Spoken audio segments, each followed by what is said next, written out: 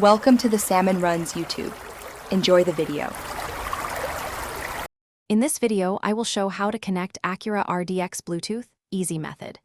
Begin by placing the RDX in park with the ignition on and opening your phone Bluetooth settings.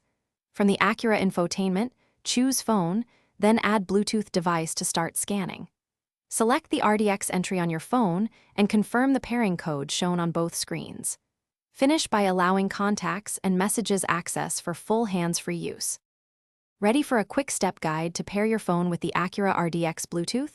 First, open Phone on the car screen and tap Add Bluetooth device. Next, on your phone, choose the Acura RDX name that appears and accept the connection. Match and confirm the numeric PIN visible on both displays to finalize pairing.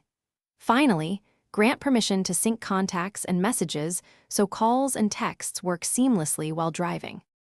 If you are finding this helpful, please subscribe and like the video to support more easy car tips. Quick recommendation: upgrade your clean game with the Shark AI Ultra Robot Vacuum.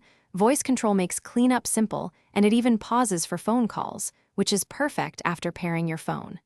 I find it saves time and keeps your ride tidy.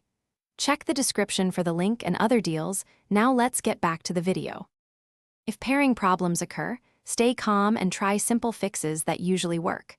Restart both your phone and the vehicle system to clear temporary glitches. Remove old or duplicate Bluetooth pairings from your phone and the RDX to prevent conflicts during discovery. Also check for software updates on your phone and the Acura infotainment and install them. If issues persist, consult the vehicle manual or your dealership for guided support. Thanks for watching. Consider subscribing if we helped you.